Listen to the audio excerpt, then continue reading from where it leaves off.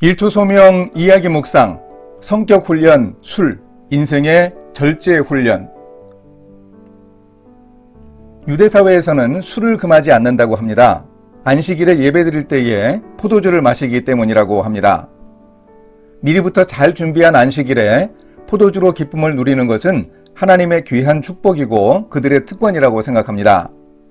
그러나 유대인들은 술에 취하는 것은 혐오합니다. 한마디로 과음은 덕이 되지 못한다는 것입니다.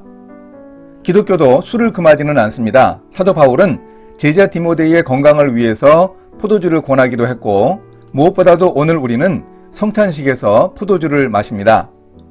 그러나 과음하는 것, 술에 취하는 것은 바람직하지 않습니다. 디모데에게 포도주를 좀 마시라고 한 사도 바울은 술 취하지 말라고 강조했습니다. 술 취하지 말라, 이는 방탕한 것이니 오직 성령으로 충만함을 받으라.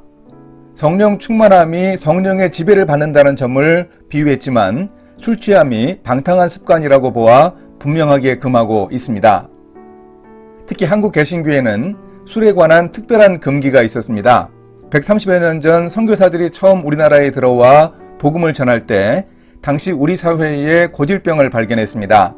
술과 담배, 노름, 축첩 등을 심각한 문제점으로 인식한 선교사들은 교인들이 술을 마시지 말도록 했고, 이후 크리스천들은 술 마시지 않는 사람으로 인식되었습니다.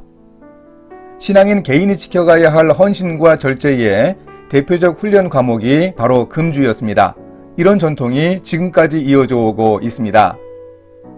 구약 성경에서도 나실인들이 헌신할 때 한 달간 술을 금하고 자신의 헌신을 표현했던 것과 비슷합니다. 또한 예레미야 35장에 보면 예레미야가 하나님의 명령을 받고 레갑 족속의 후손들에게 가서 포도주가 가득한 그릇과 술잔을 놓고 그 사람들에게 마시라고 했습니다. 그러자 그들은 선조 중에 요나답이 후손들에게 포도주를 마시지 말고 집도 짓지 말고 포도원도 소유하지 말고 유목 생활을 하라고 권한 교훈을 따랐다고 했습니다. 가나안의 풍족한 문화 속에 농경신을 섬기면서 그들의 타락한 종교를 따르지 않고 광야에서 유목 생활을 하고 술도 안 마시면서 헌신하는 삶을 살고 있었습니다. 이런 레갑 사람들을 하나님이 복 주십니다. 그들에게서 하나님 앞에 설 사람이 끊어지지 않을 것이라고 축복하십니다. 나중에 이 레갑 후손들은 레위인들과 결혼하는 사람들이 많았다고 합니다. 바로 세상과 구별되고 싶은 그들의 신앙적 가치를 지키기 위해 노력했습니다.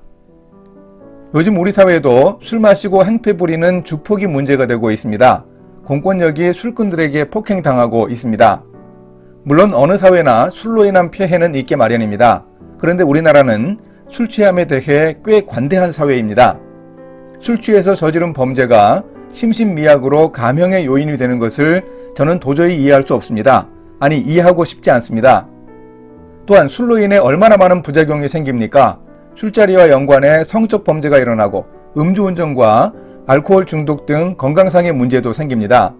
그래서 아예 금주를 법으로 정하는 사회도 일부 있고 그런 시대가 있기도 했습니다. 하지만 술을 금하는 것도 자유를 거스르는 과도한 법이라고 생각합니다. 술이라는 기호식품을 마시느냐 마시지 않느냐 하는 것은 개인의 자유에 속해 있습니다. 다만 음주로 인해 생기는 문제들에 대해 책임을 져야 합니다. 이런 점에서 유대인들은 음주를 성격의 문제로 다룹니다. 술 취하지 말라고 한 것은 바로 술로 인한 일에 책임을 져야 하는 것으로 보았습니다. 우리 사회에서 술 문제는 습관의 문제이고 문화의 문제인 것과 비슷합니다. 술로 인한 좋지 않은 결과들을 보면서 술 문화를 바람직하게 고쳤으면 좋겠다는 바람이 있습니다. 술에 대한 절제가 꼭 필요합니다. 술에 대해서 이런 절제를 훈련하면 다른 영역에서도 절제할 수 있습니다.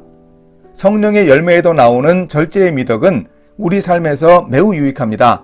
즐거움을 누리되 정도를 지나치면 못 미치는 것과 같습니다.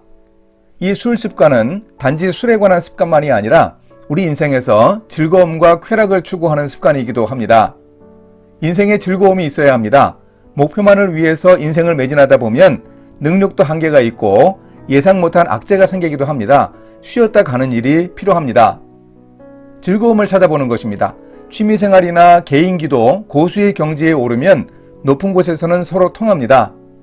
나 자신의 일과 인생에서도 교훈을 얻고 무언가 막혔을 때 돌파구를 열어주는 아이디어도 얻을 수 있습니다.